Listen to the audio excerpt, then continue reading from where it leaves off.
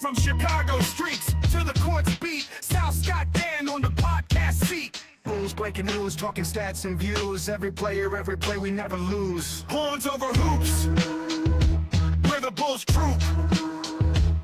From game analysis to fan scoop. What is good, Horniac Nation and Bulls fans worldwide? And welcome back to another action-packed episode of the Horns Over Hoops podcast, featuring your hosts, Sal-Bass, Scott Berman, and Dan Gracey. Gentlemen, how are we doing? More specifically, Dan Gracey, I forgot how nice the Portland Trailblazer jersey looked. Look at that thing. It's real nice. I got this in Portland. Oh, did you? Okay. Yeah. What is that like? What is that? Their statement jersey? Yeah, I guess it's. I always call it like the other away jersey, the alternative. But I guess Yeah. I'm old school like that. But yeah, I guess now they're called statement jerseys. I don't know what kind of statement they're trying to prove, but yeah. Yeah. And I know you're wearing an Alan Crabb Portland jersey, right? I can't see who it is, but Alan Crabb, Cool Breeze. It's Dame time. Dame It's time. the I forgot traitor. about Alan Crabb. What a legend. Alan Crabb, Cool Breeze. No, you're wearing the traitor, Damian Lillard, the come crawling back home. Sure. Mr. Grass isn't always greener in Milwaukee. I'm a Dame fan, so I know. whatever. He's better Yeah. off in Portland anyways. He is. Yeah, he had so much there. Yeah, okay. Before we get into the episode, we'll make this a little tribute to Dame Lillard because, as both you know, he did just go back to Portland on a rather affordable contract, 3-year, $42 million, very affordable, given the fact that Dame still's got it.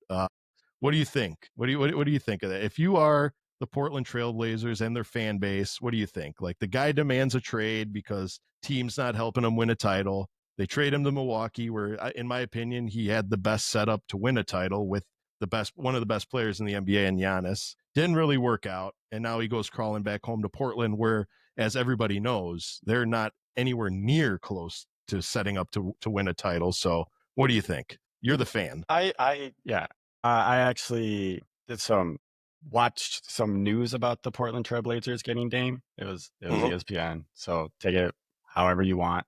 But I guess since Dame's going to be out all next season, so they're dubbing him as the highest paid assistant coach because, he's getting a check from Milwaukee still as well. Mhm.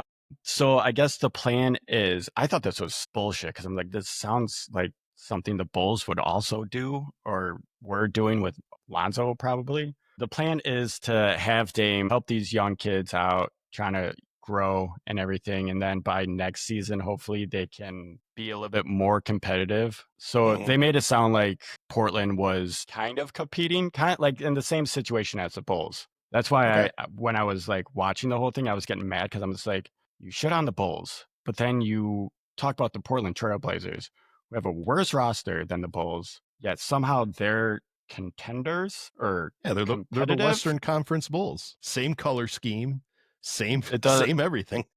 ESPN just pisses me off. I triggered myself watching that video, and then, but yeah, I think it's a good move for him to go back to Portland. I mean, that's his home away from home, so I think fans will embrace him and everything still too. So I think it's a good move all around. Yeah. I think if you're a Blazers fan, you're happy to see Dame Dollar find his way home.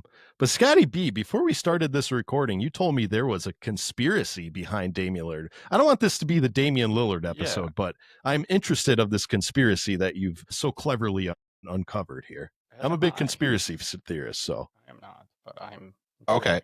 So they traded, I don't think Lillard, well, I think his plan was always to come back to the Blazers. I think he kind of just went to the Bucks. He was planning on playing most of his contract, but I think he always wanted to come back to Portland. I think he was pissed that the Blazers never listened to him and we're not getting him the players he wanted. But also the Blazers had so much money tied up between him and CJ McCollum, they couldn't really do much. So Makes sense. they 2020, what was it, 22 or 23? They trade the summer before 23. They trade him to the Bucks. They get DeAndre Ayton. They get Kamara, Drew Holiday, the Bucks 29 first round pick, and then they get a 28 and a 30 first round swap.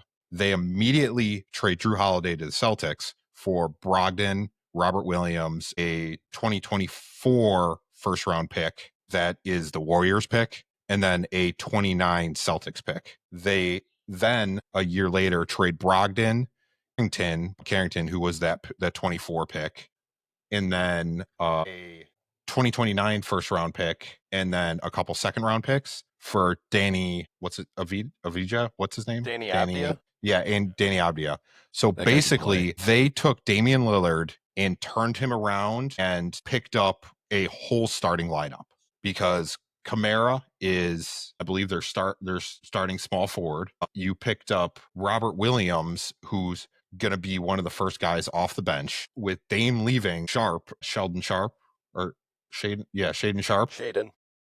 had a chance to step up and finally take over the team. Scoot Henderson was able to develop, and then picking up Danny was a massive move. And then now they have Drew Holiday again, who is one of the best defensive players and a great mentor for a lot of these young players. So basically, Lillard left, got paid to try to win a championship for 3 years, and then is back on a good deal on his favorite team, and they actually have a good team around him. So it's not really a conspiracy. I think this is more of they probably closed doors.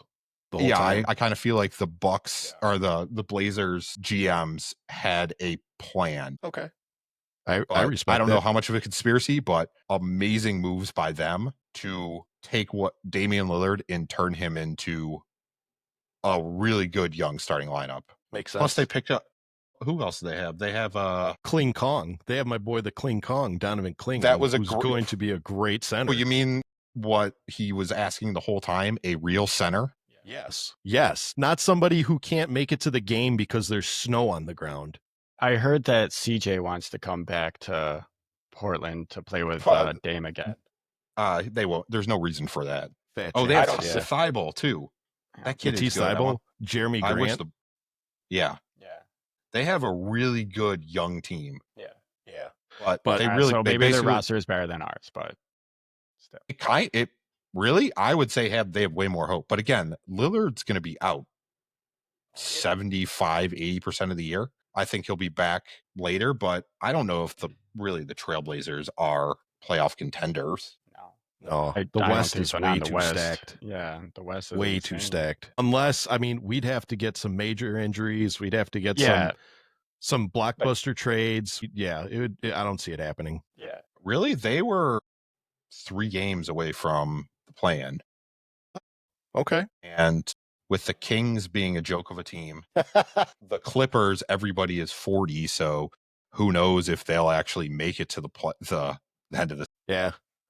I just saw something today that the average player on the Clippers are above 34.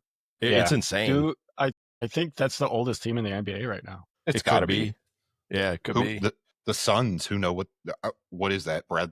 I don't think they're gonna. I think they're gonna take a giant step back. You lost one of the best scorers in the NBA and Kevin Durant.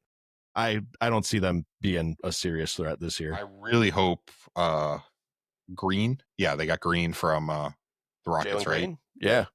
I really hope he bounces back to what the hype he was when he was a rookie. Yeah. Yeah. I've always liked Jalen Green. When the rumors of Jalen Green getting traded to Chicago started ramping up, I got a little excited. Who knows? Portland could swap with the Suns and get it. Maybe, who knows? But one thing that kind of pissed me off about Portland, and more or less for our organization, is I know not a lot of people see what I see when it comes to this, but did anybody notice when they traded Anthony Simons for Drew Holiday, I feel like the Bulls had the assets to trade for an Anthony Simons. That's one player that I think that we're going to regret not trading for him. The kid is absolutely insane, and he just gets traded for, Drew Holiday. We totally had the tools to trade for him. But you're looking at this the wrong way. They weren't trying to move Simons. The Celtics were trying to move Drew Holiday. So it's not like the Bulls could have made him an offer and they would have done it. It's because the Celtics made an offer.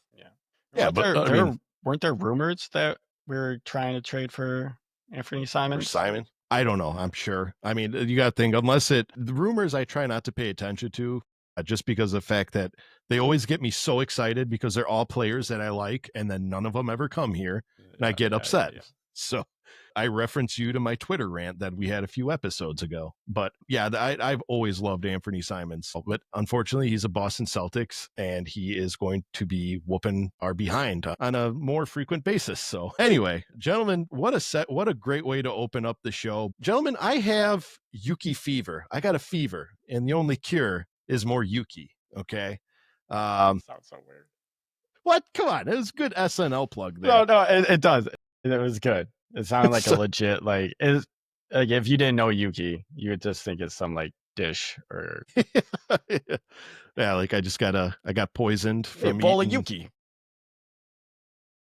But gentlemen, as you know, we did sign fan favorite, like we predicted. We all predicted Yuki Kawamura to the final two-way contract spot on the Bulls, quickly making him one of the fan favorites in Chicago. And this episode is going to be centered around him and why we haven't seen, again, Josh Giddey sign an extension or a contract of some sort. And we do have more developing issues on that.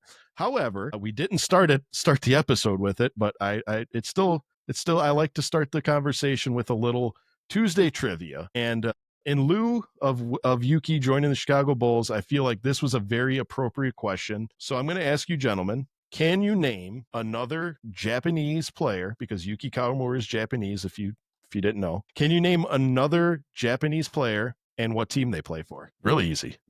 What about, because Yao was from China, correct? Yeah, it was China. Okay. Yeah, what about Jeremy Lin was Chinese too. Yeah. I'll give you a hint. This player still plays. He's from America. I'm thinking of one player in particular. Well, he's on the Lakers. Yes. What's his name? Hachimura. Right. Yeah.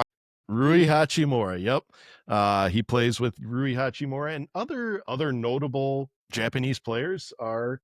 Is he a player Japanese or is he Chinese or Korean? Rui? Yi was Chinese. Yi was Chinese. You're talking about the center, right? Yeah, Yi Jianlian. Yeah. So other notable players, of course, Yuki Kawamura and Rui Hachimura. Yuta Watanabe has Alex Kirk played in China, Josh Harrelson, J.R. Henderson, Yuta Tabuse, and Nick Fazekas. They're all players from Japan since the NBA started in 1946-47. Some of those names would not strike me as Japanese players. But who was the first? Who was the first one? Well, the earliest on this list was, I'm just curious, Yuta Tabuse in 1980. So I could look that up. Do your own comments. Leave a comment down below. Who was the first Japanese player? But gentlemen, my fever of Yuki Kawamura is at sky high limits right now. So I want to talk about him. And today's first segment is Yuki Fever. And I want to ask you guys a couple opinions on a few pressing issues here. And that is, what were your impressions of Yuki's summer league performance? Can he make an impact on the Chicago Bulls? And what kind of minutes do you expect him to play? I'll start with you first there, Dan Gracey. Impressions of Yuki's summer league performance. What stood out? I liked what I saw from Yuki once the Bulls got their shit together, more or less.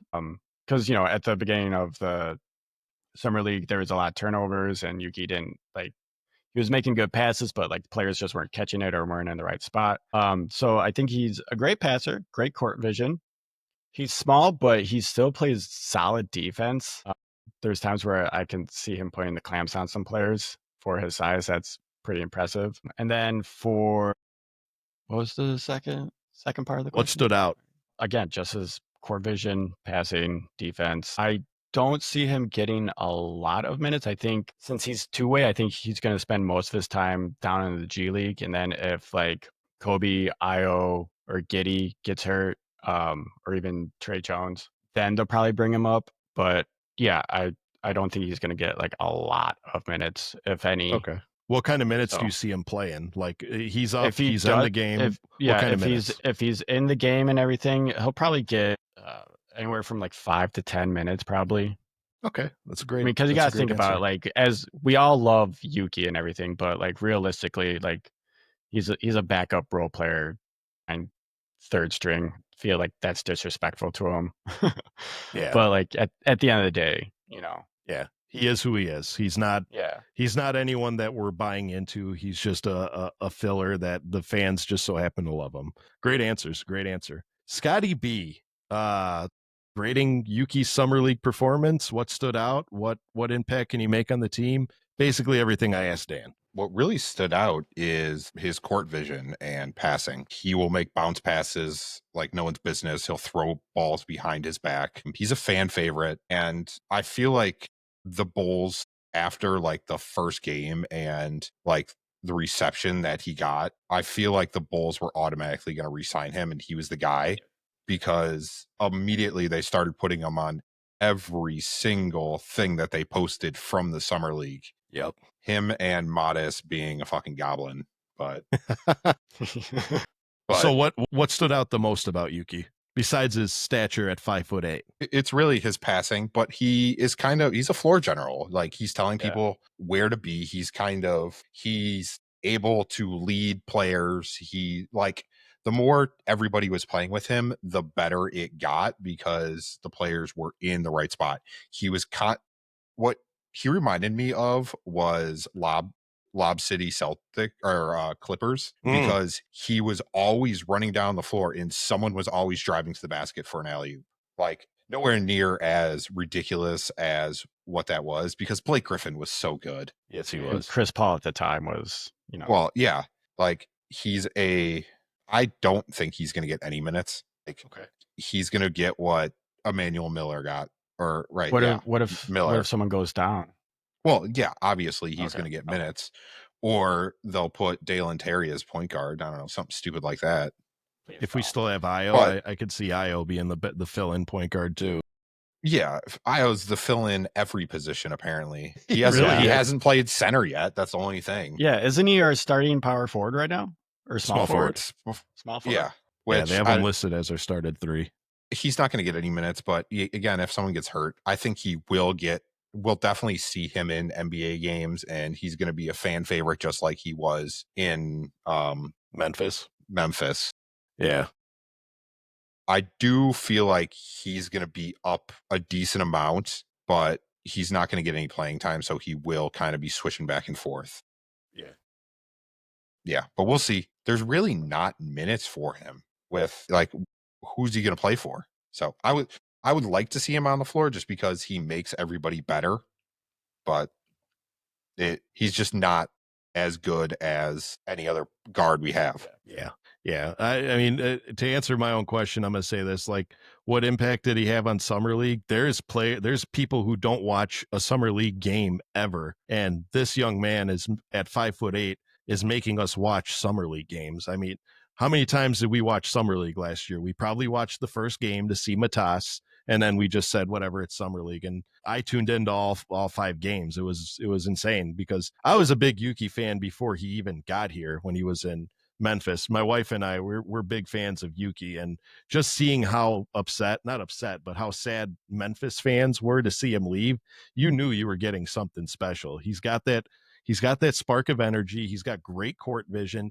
And I said it the other day that if this young man was just 3 or 4 more inches taller, stood at about 6 foot, 6'1", he would be getting actual real minutes in the NBA instead of just a fill-in guy, because his shortness is really what hinders him. I mean, if you look at all the great short point guards that ever was, they were all around 6 foot. Nate Robinson. I mean, even Nate Robinson, if Nate Robinson was 3 inches taller, that man would have been even better than he already was. It's just him being short. He is a little bit of a defensive liability. I did say this last episode, where when he's out there, granted, I'll get to his minutes later, but when he is out there, you may have to slide another defender over to kind of help him out, which does leave another position open for a potential open shot. But what you gain in it is exactly what Scott said, was he puts players in the position that they need to be.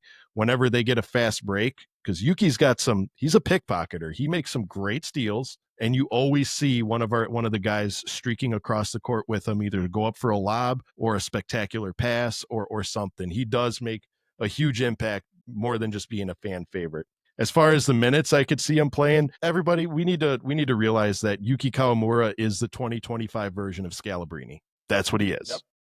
Brian Scalabrine came in when we were either down 20 or up 20. The fans would always chant for him in. Scalabrine. My goal actually is to go to a game this year and chant we want you, and to start a we want Yuki. But that's what he's going to be. If somebody gets hurt, is he going to see more minutes? Probably not. I'm going to say that because we have a coach who likes to play players at any position that's available. So, we have 3 point guards in Giddy, Trey Jones, and then Yuki. But we also have players like Io who could play the guard. We have players like Dalen Terry who could play the guard. Taylor Horton Tucker. I don't know if you know what I mean. We still have players that are going to jump in and fill that spot. I would love to see more of Yuki, but at the end of the day, I'm just happy he's on the team. I'm definitely going to go to a game just to see Yuki. I told you I got Yuki Fever. Hashtag Yuki Fever. Jerry wants the attendance record for both NBA and G League. I think that's the goal. Yeah. Well, that was the thing. Like, you guys, I don't know who sent it to me, if it was either you or Scott. But one of you guys sent me like the season ticket plans for the Windy City Bulls, and it was like $2,000 to sit courtside for the entire season. And the only thing keeping me back from that was exactly what you guys told me was Yuki's going to spend a better half of the season with the Bulls, either on the bench or just not on the Windy City Bulls. So for me, it really wouldn't have been worth my time to invest the money to go see Yuki when he's not playing. So he's not even there. He's not even there. I'm just so mad. I would have done it if we still had Sonogo. Like when Sonogo was on the Windy City Bulls, there was a few games that I'm like, I should probably go to this game because the tickets are very affordable. I'm not going to say they're cheap, but they're very affordable.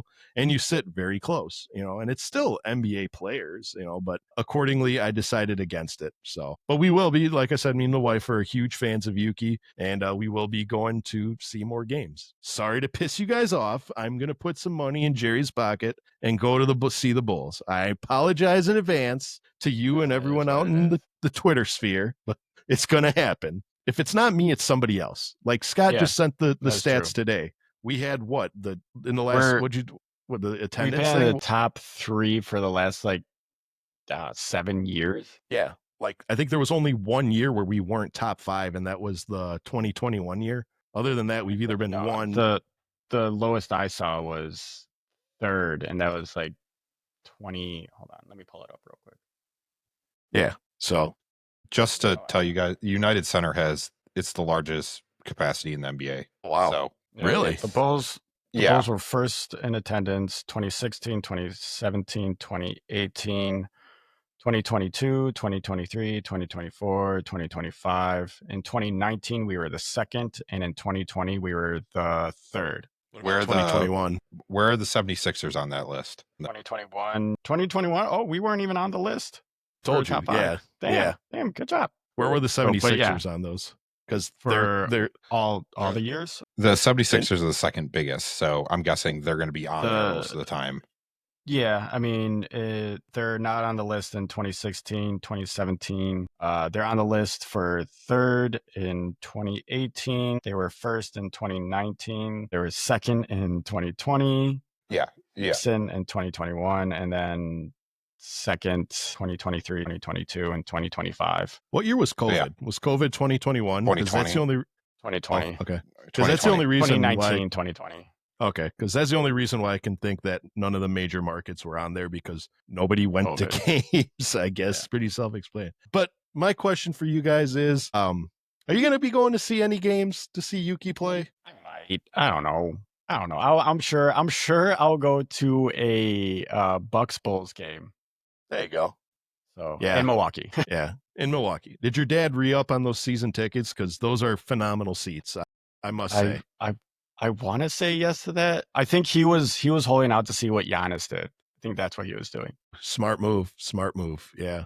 The Bucks are gonna. I mean, I think with adding Miles Turner, they're gonna be a force to be reckoned with here. So hopefully, but I know Giannis did say he was rather upset that they didn't re-sign Lillard, that they just waived him. He was mad, but at the same time, there's no way that you do a move like that and not run it by Giannis. There's no way. Yeah. You always, obviously, if you're an owner, you never want to give the players the keys and give them an open invitation to let the animals run the circus. We'll just say that, if you ever heard that expression. But Definitely Giannis, when you reach that level of eliteness that he has, you definitely invite him into some of those meetings. I agree with you. So, but yes, we'll see. I'm excited to see him play. I'll be his biggest fans. I already got my number 8 Yuki Kawamura jersey on order. Not for me. But he's gonna get hurt now. Not for me. For somebody else. He did take flight 8, Zach LaVine's number 8. So we'll see. He doesn't dunk, so he's not going to be flight 8, but we'll see. We'll see. It'll be a fun ride. But let me tell you, fellas, what has not been a fun ride, and that is waking up every day and seeing no headlines that the Bulls have made any headway of signing Josh Giddey. And the only headlines I do see is that we continue to practice our frugal ways in undershooting that young man's true value. So, gentlemen, we've reached our main idea for the day, and that is Josh Giddey. We mentioned it last episode that he still has not had a contract, and here we sit 2 weeks later, no contract. So, any inside intel why they haven't signed him? And then what offers have you heard? And then where do you see his fate next season? And then I want to play something a little fun with you guys and put yourselves in the mind of the Chicago Bulls and Josh Giddey. So, Dan Gracey, whenever you're ready, why have the Chicago Bulls not reached a deal with Josh Giddey yet? Because they're cheap. Okay, there you go. Short and sweet. Honestly, that's what I think it is. Like, I understand that, like, the Bulls' hands might be tied a little bit and everything, and they don't feel like Giddy is probably worth. They might not think that Giddy's worth the $30 million per year. I mean, if I was the Bulls, I would give him the money. I don't know. It's a hard business decision to do with like the whole money situation. So I'm not sure if I would give him the 30. I want to say yes to that because I feel like the second half of the season, he showed that, you know, he can live up to like the hype, and like you traded away arguably a championship piece to get him there. So why not give him something that he wants in return, you know? So Like, why not keep him there? Yeah. With that, exactly. Like I can see him doing just 1 year. I hope he doesn't, and then becoming an unrestricted free agent. I really hope he doesn't do that. But right now, it doesn't seem like any other team really wants Giddy, so he's kind of Or cornered. can afford him. Yeah. He's in a difficult spot. Scotty B. Him and Kuminga. Yeah. I'm going to mention that name later too. I'm glad you mentioned that. But Scotty B, why have they not signed Josh Giddey? And then I'll get to what kind of offers have we heard. But go ahead. They're cheap. But part of it too is they kind of have the leverage. Mm-hmm. It's not like they're in a bidding war, and they learned from last time, don't bid against yourself. So no one's making any moves. So they're kind of slow playing it. But what I heard recently is they're leaning towards offering him a 4-year, $90 million contract, which is about 22.5 a year. He wants 30 a year. I think they're going to get closer. Well, two things are going to happen. At some point, he's going to say, fuck you guys. I'm going to play on the qualifying offer and bet on myself for 1 year. And a lot of teams have more money next year. So there's a very big chance that he just leaves.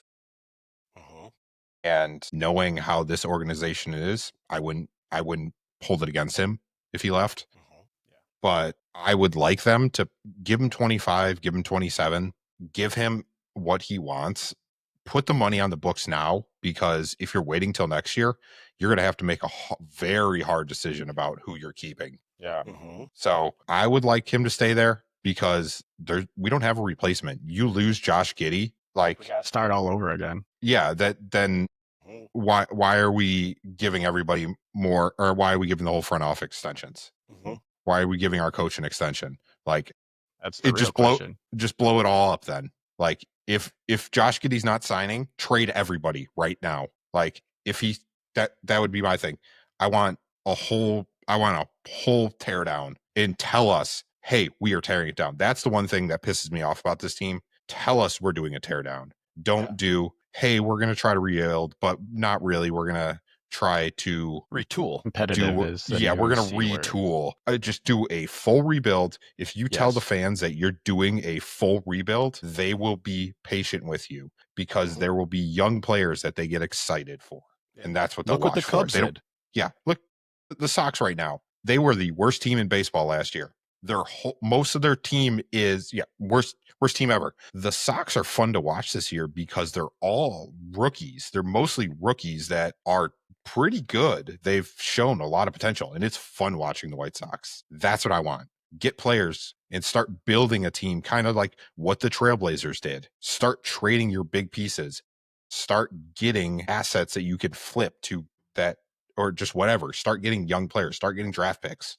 Like make big moves. Like OKC did. OKC tore it down completely. Yeah. Yes. Yeah, exactly. But guess what? They told their fans, "Hey, we're tearing it down. We're trading KD. We're trading 3 MVPs. We're trading Paul George." They might have been excited for that one. They might have been like, yeah, all right, yeah. Why not? Yeah.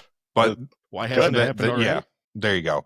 They're cheap, and they're worried about putting too much money on the cap for too long. Yeah. That's the answer. Yeah. I'm gonna go ahead and make Three's company here by also agreeing with you guys by saying it's the frugalness. I mean, again, a lot of teams just hand out max contracts to their star players, lock them in, and they say, this is our guy for the next 5 years, the duration of their contract.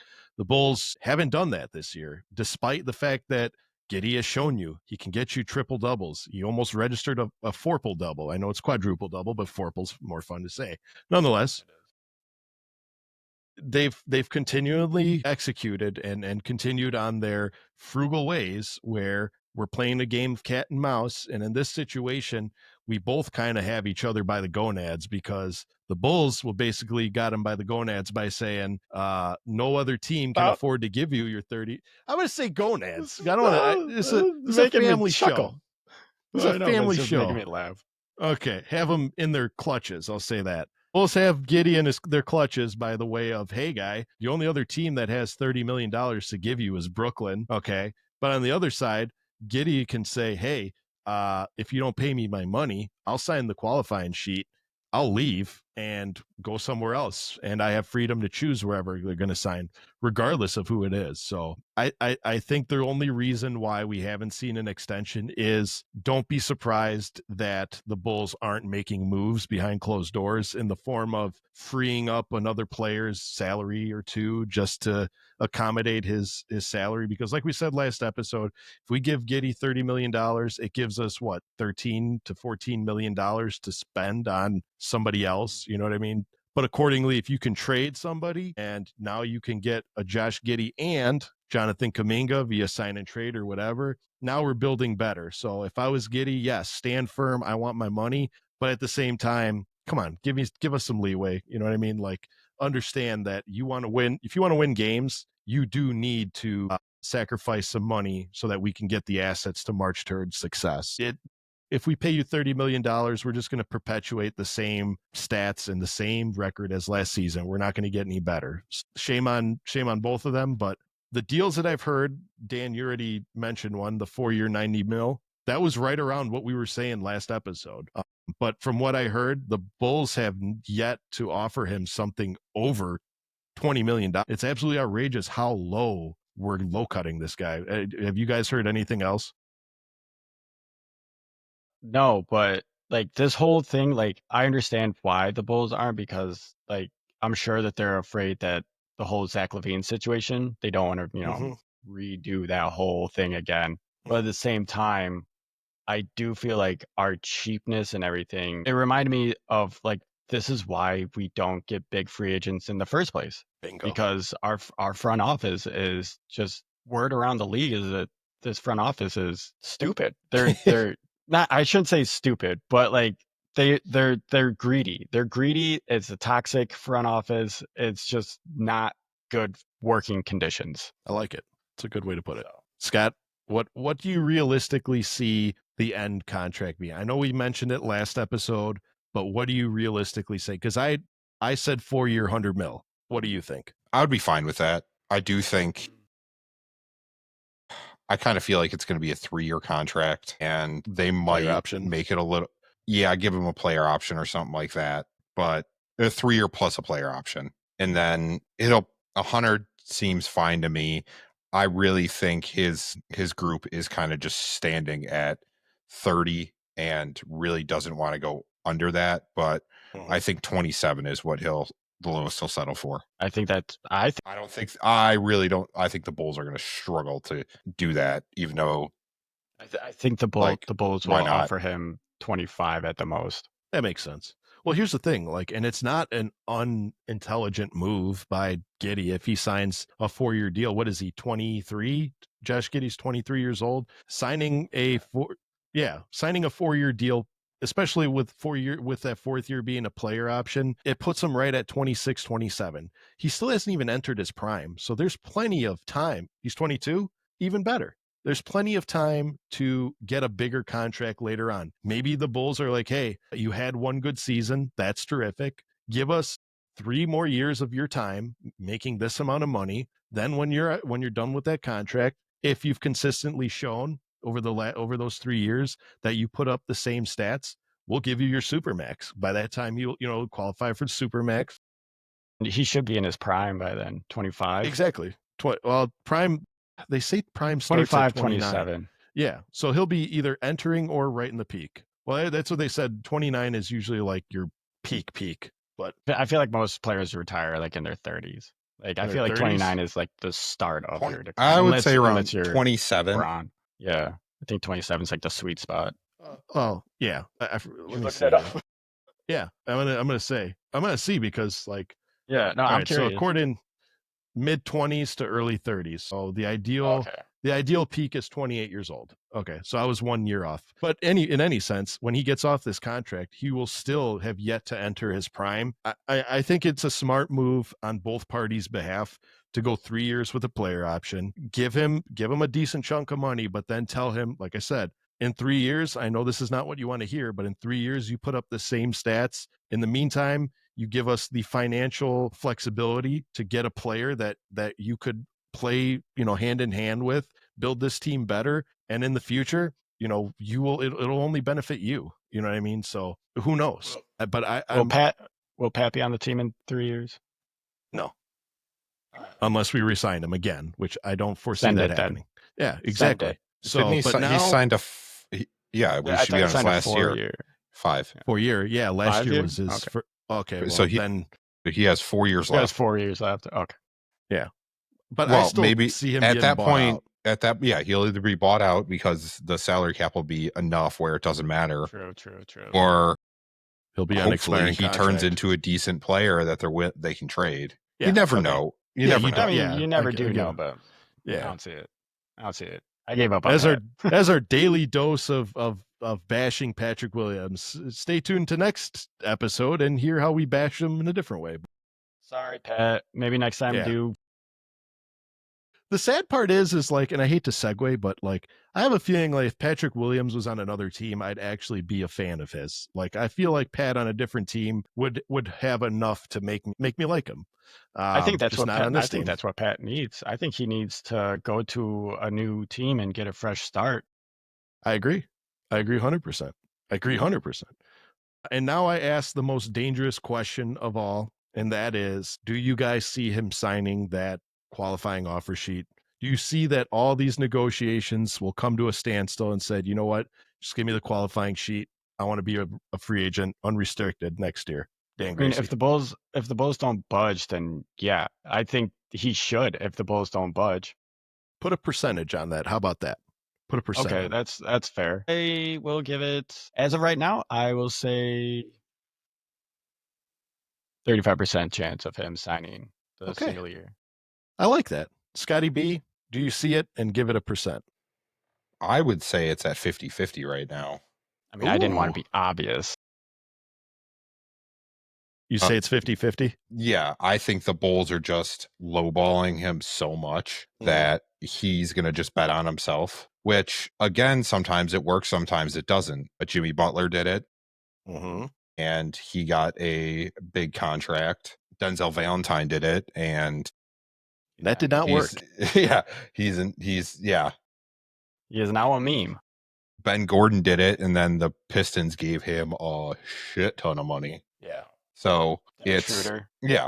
it works. Sometimes it works, sometimes it doesn't. But I think it'll work out for him because really his game isn't scoring. His game is passing and rebounding. So he's almost a walking triple double. Like teams need passers. Like that's why Halliburton was so successful. Like he can score, but the way he runs the floor, like help them so much, and that's what Giddy is turning into. And I think teams are starting to try to bring that back because they understand that the scoring point guard of Lillard's time is kind of over.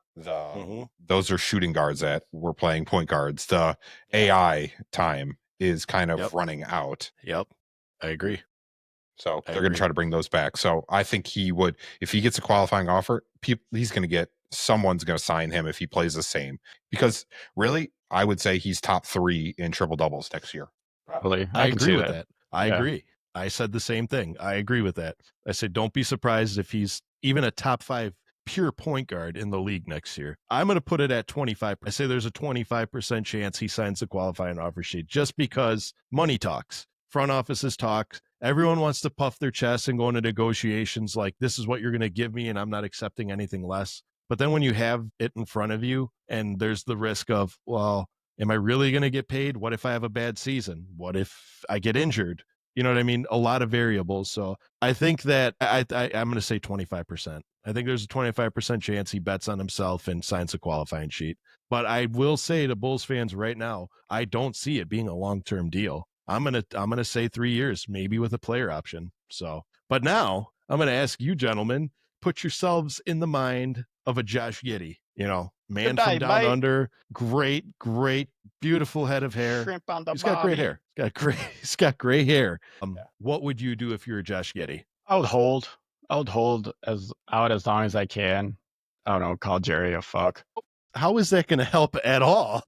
Sorry, a cheap fuck. No, I would hold out as long as I can. And then if there's no budging from the Bulls at all, then yeah, I would sign that 1-year deal. And then, like Scott said, bet on myself. I think he is the type of player that can survive on any team as long as he's playing point guard, because we saw him at power forward in OKC and he was out of place. So yeah, that's what I would do if I was Giddy. Scott, what would you do? I would hold out, and 26 is about the lowest I think I would go. But again, I was actually listening to the Give Me the Hot Sauce podcast, and one thing he kept harping is know your worth. Yeah. Stacey kept saying, know your worth. And he putting yourself, or being, like we said, top 3 in triple doubles next year. If he does that, that is a top point guard in the league. That's what I'm saying. Yeah. So he knows he's trying to know his worth. And that's why I kind of think he will sign the qualifying offer, because the Bulls don't want to put the money to him, and some other team will give him the money, or the Bulls will have to pay more than the $30 million that they could have offered him this year. So okay, I would hold out and most likely sign the qualifying offer. I respect that. What would I do if I was Josh Giddey? By the way, shout out to the Give Me the Hot Sauce podcast, because remember, I said the same thing. Know your worth. Very important. And before I get into mine, did you see that thing that Stacey King posted on Twitter today where it was like, shout out to the game that me and MJ combined for 70 points, and MJ had 69 and Stacey King had 1 point. I love Stacey King. He's so good. He's so good. Stacey, come on the show, please. Yeah, please. What would I do if I was Josh Giddey? I mean, I think we just said it. I'd puff my chest a little bit, but at the end of the day, I think financial security and being paid and being in the NBA, I think it means more to me than $5 extra million a year. I would sign I would just sign whatever they give me at this point. I would ask at least 25, like Scott said. I'd be about 25. You know, I mean, again, in 3 years, if I put up these same stats and you're still refusing to pay me, see you later. You know what I mean? That just shows what do you call that? Deficiency and intelligence in the front office. But for right now, you're giving me 4-year, 90 mil. Cool. Give me that 4th year as a player option, and we got a deal. After that, I want my money. And if you don't give it to me, I'm leaving. But on the other side of the table, is a very frugal person representing the Chicago Bulls. And that frugal person is Dan Gracey. Dan Gracey. Jerry. Good news, you get to be Michael Reinsdorf because I he's don't want to be running any the team. Reinsdorf. I don't want to be a Reinsdorf. I'll take their money, but I mean, yeah, well, yeah, that's nice too. But Mr. Danny Reinsdorf, you have Josh Giddey across from you in the situation room or the whatever they call that, the front office, whatever. Yeah. You have a beautiful view of the skyline, and you're talking to Josh Giddey. What do you do if you have this gentleman in front of you? Refusing, running the Bulls, wearing. What would you do in this situation? I would offer. All right, so if Giddy wants 30, Bulls are currently offering him 20, 22, 22.5. I would try to meet Giddy in the middle and offer him, like you said, Sal, like anywhere from 25 to 27 max. 3 years, player option being the fourth. I mean, the kid will most likely be a walking triple-double. I think the only reason why you didn't see it in the first half of the season was because the front office was probably like, hey, let Zach run the show so we can build up his trade value. As soon as Zach was gone, Giddy, I feel like he already knows his worth because he was already just like, all right, they gave me the keys now, I'm going to go. Great point. Like that. Yeah, we did see the second that Levine was off the team, the entire team's dynamic completely shifted. That's a great point. Scotty B, you are now Scotty Reinsdorf. Scotty B. Reinsdorf. How about that? You have Josh Giddey in front of you. He's got his beautiful hair, his Timothy Chalamet aura. What are you doing? You giving him money or are you sending him packing? Well, first I tell him, just think of how sad Modest will be if you leave.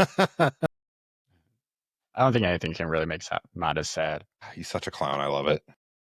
Shout out Modest. I think they'd be upset if he left. Like, yeah, I think the team, they have a really good dynamic together.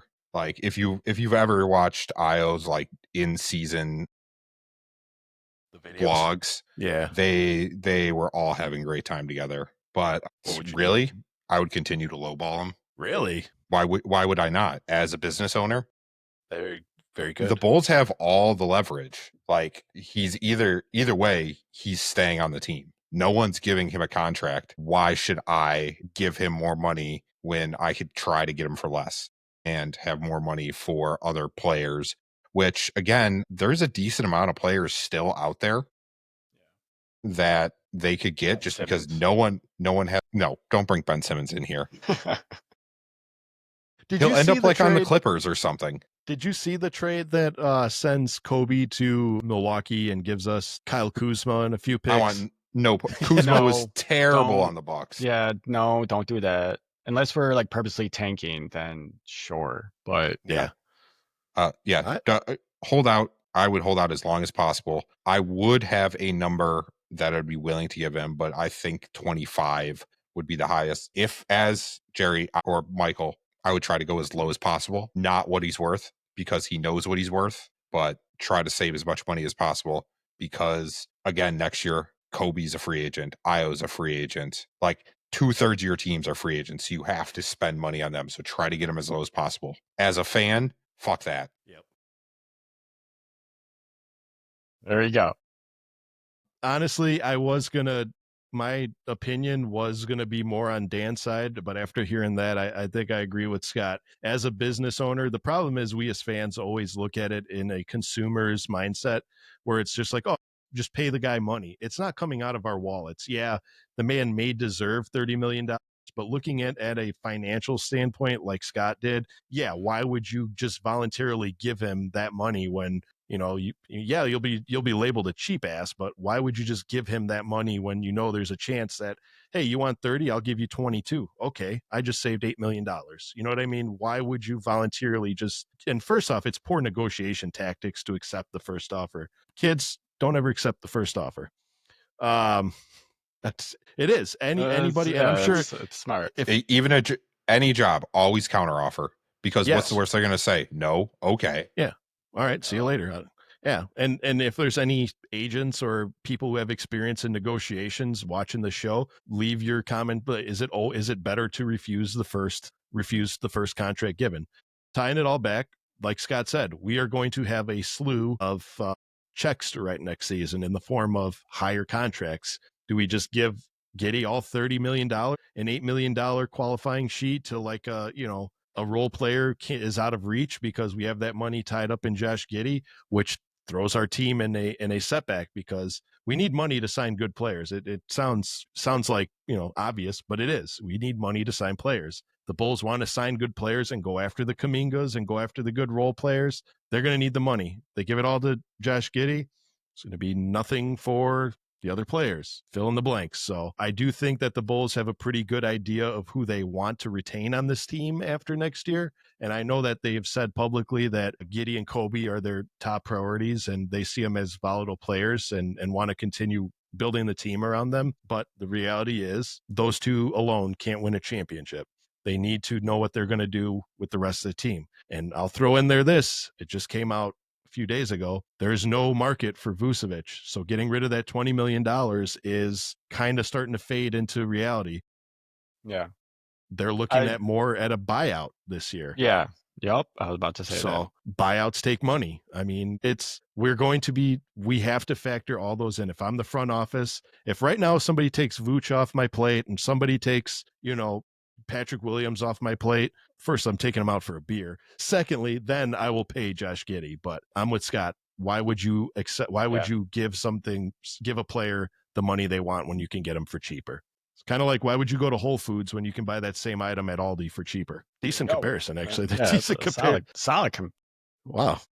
I impressed myself sometime. But everyone stays away from Air One. Anyway, so we'll see. Time will tell. I'm hoping that we lock down Josh Giddey just because I'm really getting sick and tired of this team slipping further into mediocrity. I mean, I know that they say that there's only one direction to go when you're down and that's up, but I don't like going down. Not if you're in the middle. There's still time to go down. There's still room to go down. I shouldn't have said that. But anyway, gentlemen, I am excited for this because we're moving on to categories. And for those of you not aware of categories, it's where Scott Berman usually takes a set of stats and he'll ask you to give him the top 10. Yeah, today is Danagories. But Dan Gracey approached me and he's like, I'm sick and tired of getting my behind waxed by you guys. I want to see what I can do as a host. So Dan Gracey has lusciously prepared for us 3 categories plus one fun one to do. Take it away, host Gracey. The idea was I can't lose if I'm not playing. Smart. Yes, very smart. From Magnavox. All right. So I have a list. Checking it twice. From 2013 to 2025. And I am wondering if you guys can name the NBA Summer League champions. Ooh. Okay. Daddy B, do you want to go first or second? I want to go first because I know who won this year. Okay, go ahead. The Hornets won this year. Yes. And they're on this list. I hope they put a banner up. I think they should. Why not? I'm fairly positive. I might lose this one. I'm fairly positive the Kings won one year. Yes, the Kings have won in 2014. Okay. The Cavs. Cavs won last year. Or no, sorry, it said 2023. Cavs won in 2023. 2024 is not up here for some reason. I don't know why.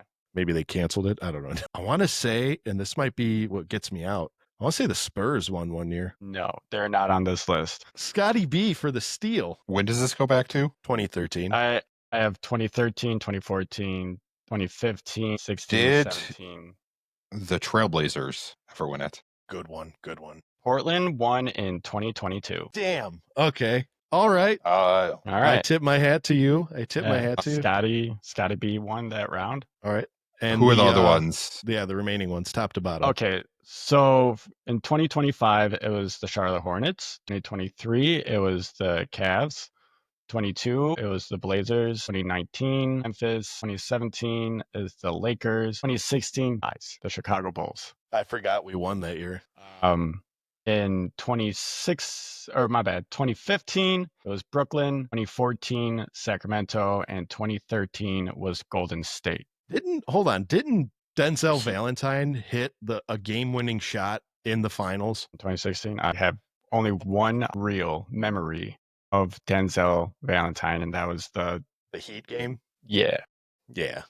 By the way, the Heat won it in 24. In 24. Okay. Okay. Noted. Perfect. Noted. All right. Okay. So, point to moving Scotty B. on.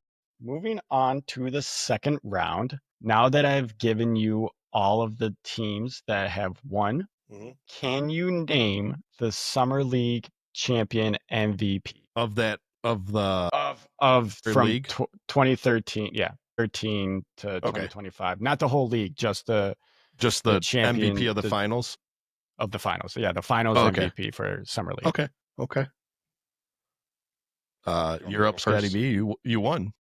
Con Knipple, because he won it this year. Yes. All right. 2024. It was the Miami Heat. I'm trying to figure who. I don't have the Heat up here, so don't say any Heat player. All right. Well, I said the Kings. I'm gonna say the Kings back in what was it? 2018. 2014. You know what? Denzel Valentine. No. Dadgummit. All right. Scott. Was it Jeremy Grant? It was Jaren Grant. Wait, they're two different players, Jeremy and Jerry. Jerry say Jeremy? I said Jeremy, but I meant I said Jeremy, but I meant the other one. I'll let it slide. Now I'll let you go again. I'll give you a hint. It's the Lakers 2017. I know who that is. Who were rookies on the Lakers in 2017. Lakers rookie 2017. He was. We were talking about him earlier. Yeah, he was part of your categories last year or last week. Why do I want to say Brandon Ingram? No. Lonzo Ball. Oh, was he? Good for him. Good for him. It wasn't. Damn. It wasn't Zoe either. Really? Then it was probably Kyle Kuzma. It was the Kuz. Oh, Yeah. okay. All right. I was thinking it was Lonzo. Scott Berman with the sweep and a fast sweep at that. Damn. Yeah. What's the third one then? What's the third one? The third one. The whole theme for this was Summer League, because Summer League just wrapped up and everything. So the next one was going to be just Summer League MVPs. MVP of the whole league. I have a list from 2006 to 2005. If you guys want to give a shot at that. Filipowski. Yeah. Yes. Lonzo Ball. Yes. Victor Wembanyama. No. What? How is he not? Dadgummit again. Because he played like one Summer League game. That is true. You're right. Two. Mobley. Evan Mobley. No. The Lakers are on here twice. Let's say Brandon Lakers are on Ingram. here twice. Well, I know who it is. No. It's probably Scott, D'Angelo you wanna give a Russell. guess? Lonzo's the first one. The Lakers have back-to-back Then league MVPs. Josh Hart, probably. Yeah. It was Josh Hart. Sal, do you want to try? You want to try again? I'm going to You wanna try say, again? is it Damian Lillard? Yes, it was. Okay. 2012. Blake Griffin. Blake Griffin won it in 2009. Don't think D Rose won it. D Rose has not won it. No, because I think the year he won, didn't Michael Beasley win 08? In 08, it was not Bees. It starts Steph with Curry. his last name starts with a B. Starts with a B. He played on this. He played. Brandon Roy. No. His last name starts 2008. with a B. Bismack Biyombo. He wasn't. No. Interesting. A B that played on Portland. Wow. Rookie year. Nicholas Batum. No, actually 2008 no. rookie. 2008 rookie. Marco Bellinelli. No. This player was drafted first round, the 11th pick. I don't know if that helps. No. In 08? In 08. No. Focusing We give up. on- Yeah. Yeah. Did Davion Mitchell win it? See him on this list. So the player I was getting at was Jared Bayless. Jared Bayless. Oh, I forgot about Jared. I remember him from Toronto. I feel like he was on Toronto for a long time. Whenever I think of Jared Bayless, I think of Toronto as well. I think of Okay, Toronto. who's on this list? Yeah, good All top right, to bottom. So in 2025, it was I can't say his Filipowski. Kyle. I'll just Filipowski. say it for you. Kyle. It's Kyle. In 2024, Jalen Wilson. 23, Cam Whitmore. 22, Keegan Murray. 21, De'Vion Mitchell. There he is. Nailed it. Perfect. That kid's good. 20 He's good. He is very good. What? He's on the Heat, right? So no. Davion currently, Mitchell? He's on the Heat. Yeah. Yeah. Okay. okay, This references realgm.com. Okay. They have 2 in 2021. I don't know if this actually did happen. So it That- was Mitchell probably. and Cam Thomas as well in 2021. Okay. 2019, Brandon Clark. 2018, Josh Hart. 2017, Lonzo Ball. 2016, Tyrus Jones. 15, Kyle Anderson. 14, Glenn Rice. 13, Jonas Valanciunas. 2012, Josh Shelby. 2012 again, Damian Lillard. 2010, John Wall. 09, Blake Griffin. 08, Jared Bayless. 07 was Nate Robinson. And in 2000, yeah, right. And in 2006, it was Randy Foye. Ooh. Randy Foye. Shout out Randy Foye. I forgot. My guess What's your is fun maybe, one? maybe they had, since they had several summer leagues, maybe they just split it. Yeah, that's a I good. can see That's a that. good point. Like Like Vegas co-MVP. Yeah. Yeah. Florida Yeah, or something. I don't know. That's more than likely what it is. That's my guess. Dan Gracey. All What's your right. fun one? Because I'm excited for this one. This one's my favorite. So the ranker today is the best basketball movies ever made since According to Ranker. according to ranker.com. And I chose this because if you guys haven't checked it out, go check out our Air Bud special. That's out, right? Not yet.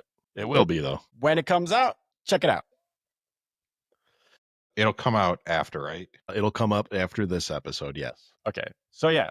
After When we release yeah, it, go check when it we out. release it, go check it out. It's a fun Also, one. fun fact: they're making another Air Bud movie. It comes out 2026. It's a basketball Yep. movie again. Yep. Super Yep. excited about that. We talked about it into existence. Yes. Shout So, out to us. Best basketball movies of all time. I will just do, because this is a forever long list. I will do believe the it. top 10 for you guys. Okay. Scotty B, champion. What's your pick? Love and Basketball. Love and Basketball is number 9. Okay. Nice. I'm going to say one that I'm going to be pissed if it's not on there. Space Jam. Space Jam is number 6. Okay. Hoosiers. Hoosiers is number 1. Really? Okay. The best basketball movie of all time. I mean, opinions vary, but okay. Well, yeah. Coach Kinda. Carter. Coach Carter is number 2. That is a great movie. Yeah, it's fun fact. It ranks number 3 on most inspirational movies. Right in front of the Gridiron Gang. Maybe. Scotty, I'm surprised no one has said this one yet. I'm trying to remember what the Spike Lee movie's called. Okay, yeah. I know what I'm going to say next. What is the name of that movie? I'm not going to tell you. That's what he's asking you. Is it He's Got Game? It is. He's got game. Yeah. Yep. Is that on there? Yes, it's number 4. Okay. All right, Let's so not say. I'm going to say White Man Can't Jump. Yeah. that's number 3. All right. So Okay, we what got do we 1, have 3, left? 4, 6. So and 9. you have 1, 2, 3, 4, 6, and 9. What do you got, Scotty B? I don't even remember basketball. I don't know. I'm gonna I'll pass. give you a hint. I'll give you guys a hint. Tupac is in one of these. Is Basketball Diaries on there? Not in the top 10. Is if they qualify this as a basketball movie, I'm going to be really upset because it's not. 17 again? No. Okay. It's not in the top 10. I Okay. haven't seen it anywhere on here. Blue Chips. Ooh. Yeah. Yeah. Blue Chips okay. is number 8. Okay. Luck of the Irish. No. Okay. We have some real Disney haters out there. Dunstan checks in. No. I don't think this is going to be on there, but it's a decent basketball movie. Hustle. It's not in the Yeah. top. It's not in the top 10. That's a great movie. I It's a think good it's movie. on the list, but I don't think it's top 10. I'm going to stick with the Disney theme. No, I'm kidding. look. I'm done. Are you going to say like Mike? No. The Sixth Man. No, not in the top 10. Above the Rim. Yes, that is number 7. Was that the movie with? Wait, didn't you already say it? No, yeah, that was the Above the movie Rims. Tupac. That's the Tupac one. Yep, that's No. Tupac one. Okay. Like Mike. No, not in the top 10. These are gems. What are we missing? So you Should be good. guys, Hoisers, or Hoosers, sorry. Coach Carter. God, you guys haven't said that one. I'm shocked that you guys haven't said that one. He Got Game, Space Jam, Above the Rim, Blue Chips, White Man Can't Jump. Love and Basketball. And Sal, is that your? No. I Is already that- said White Men Can't Jump. Semi-pro. I didn't. Semi-pro. Semi-pro's said not White in. Man. Sal, you said What? White Man Can't Jump. Yeah, you Yeah, a did. while ago. You said Oh it was my number God. 3. Well, yeah. Okay. All right. So yeah, that's 8. So you're missing 2. Okay. What numbers are Air those? Bud? 5 and 10. 5 and Air 10 is Bud. what you're missing. Air Bud is Air not Bud. top 10. Air Bud is not top 10. We have I'll some let you know what Air Bud Juwanna. is at. Juwanna Man. Man. I didn't even see Juwanna Man on this list, and I got like 3 pages in. Classic. Double teamed. No. We have some real Disney haters out there. I don't know. I'm not liking that. Hold on. Who's in these movies? I go Full musical? I was dreaming of you guys answering creepy. these questions. Well, I was excited. Kazam? Is No. Hoop Dreams on there? Maybe for Hoop Dreams is number 10. Hoop Dreams is number 10. So now you just have number 5. Do you want any hints? Half Court Miracle. Glory Road. We have some real Disney haters out Glory there. Road. Really? Glory Road's number 5. I have no idea what that movie was about. I get it. It's basketball. By the way, I searched basketball movies. I started forgetting. I searched basketball movies. That's 5. This one's for That's fine. fun anyway, so. Yeah. All right. So the Where's movie Hustle Where is Thunderstruck on this? I Hopefully didn't at the see it on there. bottom. I didn't see it on there. The one with Kevin Durant or Yeah. Eddie can dunk. What was that one? So the KD, and it was like Mike, Yeah. but not like Mike. Yeah, it was But terrible. speaking of like Mike is number 14. Semi-Pro is number 15. Finding Forrester is a great movie. Yeah. That's number 16. That's a good movie. You're the man now, dog. Did anyone say Basketball Diaries? Yeah. I did. Okay, that's what I thought. That's 17. Uncle Drew is 18. Terrible Yes. movie. The Sixth So Man bad. is 19. That's a great movie. Teen Wolf is number 22. Is Same- basketball on there? Suck it. basketball. It's not really a. Basketball it's number 27. Should be higher. I feel like, yeah, that should be way up there. It's partial Is- credit, though. Okay. Is Air for- considered a basketball movie? Because that's a good movie. Air? I didn't see it. Yeah, Air, the one about Michael Jordan's shoes. Yeah. The whole I night. think yeah. it's long. more- yeah. That was a Yeah. great movie. Where is Slam Dunk Ernest on this list? See it. I didn't see it anyway. I forgot that movie existed. Okay. Can you guys guess where Air Bud is? Just give me a number. It's going to be Where? down there, probably in the 30s. 30. It's 30. Wow. Nailed it. We have some real blatant disrespect for Disney in our childhood. And right after that is Thunderstruck. Thunderstruck Yeah, is nailed it. 31. At least it's better than Air Bud. I mean, at least it's worse than Air Bud. Yeah. That was Sal, you'll be happy. terrible. You'll be happy. Luck of the Irish is number 33. okay. It's a half court miracle. Double I teamed. haven't No, seen it. just stop. Double You've teamed. gone too far. Double Okay. teamed. Double gone too teamed is far. on here. It's number 38. All right. Oh, really? All right. Full court miracle is 40. All right. See, we need to respect our Disney. Disney puts out some And- good feel good movies. Scooby Doo meets the Harlem Globetrotters is number What? 45. Classic. Classic. Okay. All right. Well, this train is derailed, but Dan That- Gracey, thank you so much for hosting Scottagories. Scott, congratulations for taking home your first victory and in crushing fashion, may I add. Second. I won the last Second time, victory. too. I beat Yep. Dan. You Dan, did. you better be did. ready. You better be So- ready. You have 2 wins. I have 2 wins. Dan, you'll get there. But Big O, baby. Yeah. That's why he prepared the jersey today. But gentlemen, I've had a laugh. I've had a cry. I've had a bathroom break since we recorded. Unfortunately, it's that sad time where we got to say goodbye to the Bulls fans and the Horniacs across the world. Gentlemen, closing statements. What do you got? Dan Gracey, besides I'll win the next time. What do you got? Right. You're like the Chicago way. We'll get them next time. Hey, I'm as Illinois as it gets. But on a serious note, my closing statements are we lost a legend the other day. I am not talking about Hulk Hogan. I am talking about Ozzy Osbourne. The man was an icon. He's one of the first like metal music I listened to like ever was Ozzy. My favorite band of all time is my favorite metal band of all time, right behind Metallica, is Black Sabbath. I mean, you could switch the two. So yeah, I would like to dedicate this episode to the Ozman. I mean, he's not going to hear it. Sharon dick. will. Sharon You're not- will. Mean. Maybe- You know, my favorite thing about Ease Metal is it's just like music that would be played on like 95 Low Rock.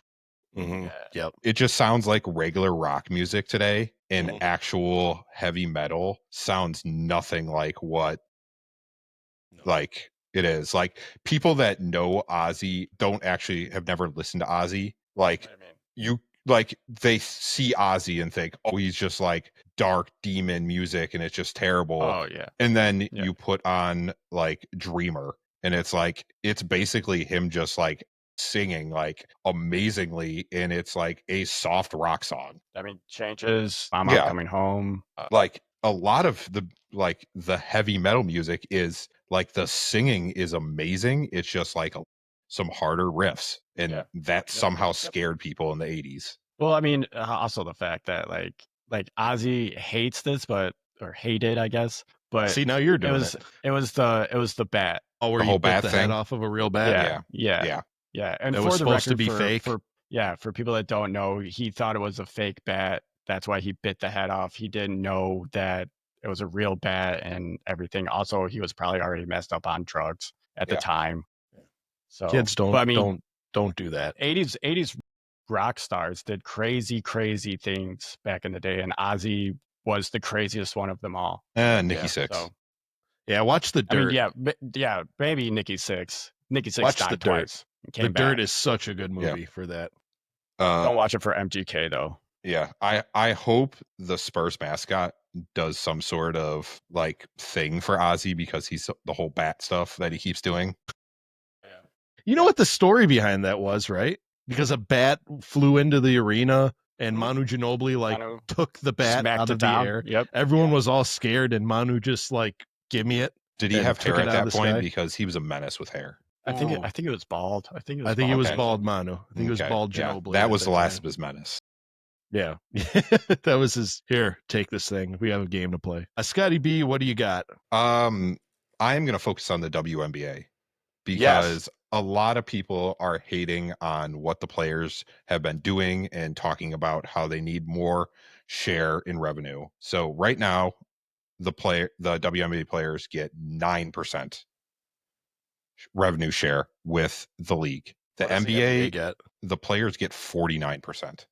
That's not fair. Yeah. And a lot of people's arguments are the league lost $50 million last year. How is that their problem? But the one thing is, the WNBA, like everybody says, how can you have a league that like they're losing money? They're obviously failing.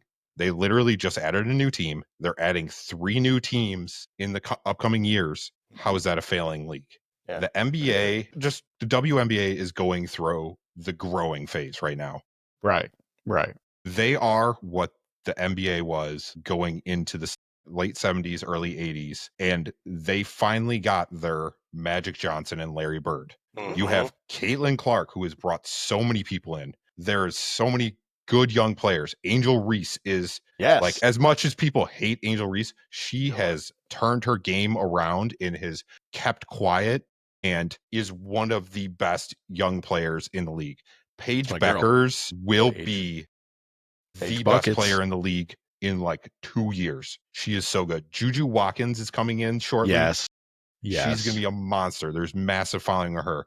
Cam Brink. Everybody. Yeah. There's a lot of really good young players. Sophie Cunningham. Who's that? Exactly. But there's Leah Boston. Dan Lillard?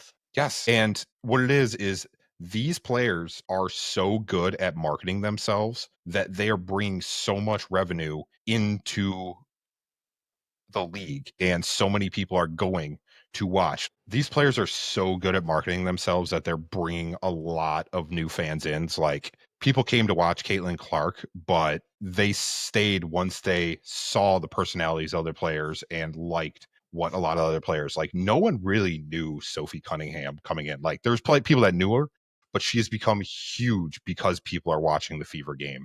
Right. I don't know if you guys have heard of the Stud Bros or the Stud Buds. They're Courtney Williams and Natasha Heedman. They're 2 players on the Lynx. They literally did a 72-hour live stream during All-Star Weekend, and like they did a live stream at every single event, like the after party, all that. but it's that kind of stuff. They like do live streams at practice and like interview players during practice and all that kind of stuff. So you get to see a lot of the behind the scenes in that they're building the WNBA up. So when people say, and I don't know if you guys saw part of or half the WNBA or the players walked out with a shirt, "Pay us what we're worth." Yeah, I saw that during in the All-Star All-Star weekend. game. Yeah. Yeah. So they should be getting paid what they're worth. Yeah. And right now they are trying to do a bargaining agreement. And I really hope they get it done this year. Yeah. Because the WNBA just signed I want to say a $2 billion deal with Disney. It's a good company to be in with. And that works out to $200 million a year for each team. Pay up. Or sorry, 200. The league is making $200 million more a year compared to what they're making. So now they have $150 million that they are up in revenue immediately just from this deal. If they're losing $50 million, why don't the players get any of that money? Why do they only get 9%? That's an interesting question. That. Pay them what they're worth. I don't care that if you think it's worse basketball. If the league is making that money, they are the ones doing it. Give them more money. I agree. Stop trying to say, hey, they're not making money. They're literally just about to make $200 million a year. I agree. Players deserve more. I agree. The fact that Caitlin Clark is making like $70,000 this year is ridiculous. Like, I think the highest paid player is like $200,000 or $200,000, something like that. Yeah. But it's huge. Like the number one basketball shoe in the NBA and WNBA is a WNBA player named Sabrina Ionescu. Sabrina 2s are the number one shoe worn. What does that show? People like it. Yeah. If you guys haven't seen the launch of her 3 commercial, it's amazing because they have a bunch of players that wear her shoes in the commercial, and they have Steve Nash like in a mustache doing a home improvement thing. It's great. That's it. All right. Yeah, interesting. I completely agree with you, and I share that opinion. As for me, what do I got left is I'm happy to report, gentlemen, we were caught in 4K subs, that is, because we have just reached that incredible milestone of hitting 4K subs on YouTube, and I couldn't be ever. I'm a stats nerd, dude. Every day I log into YouTube Studio, and I watch the counter both on the videos and on the subs, and like it blows my mind that people watch the show and participate in our shorts and really like created a following. That was awesome. Anyone can just sit here and talk Bulls, but to sit there, consume it, and react to it and just it's so incredible, man. I hope we can keep this up forever, and I hope we can continue to provide the subbers and the listeners just quality content throughout the years. I am going through a major lifestyle change, so I'm going to continue to put out the workload that I am, but I'll just say family first. That's all. But I'm not going anywhere. I'm just saying. He's having a kid. It's coming from me, the baby. Yeah. Not me personally, but I'm preggers right now. That's all. Yeah. Dan is having it. Yes. So, but in a nutshell, thank you so much for supporting this channel, this page, these guys, this team, this whatever for the past 2 years and helping this channel grow. If you want to do your part, please smash that subscribe button, like this video, comment on it, help us get those watch hours up and march us one step closer to that illustrious silver play button that I would love to have. My goodness. But in any sense, that's going to do it for tonight's episode. We encourage our Bulls fans and our Horniacs, and I'm going to throw a third one in there, our Yuki-acs, Kawamaniacs. We're going to encourage our Bulls fans, our Horniacs, and our Kawamaniacs to see red, go Bulls, and good night, everybody.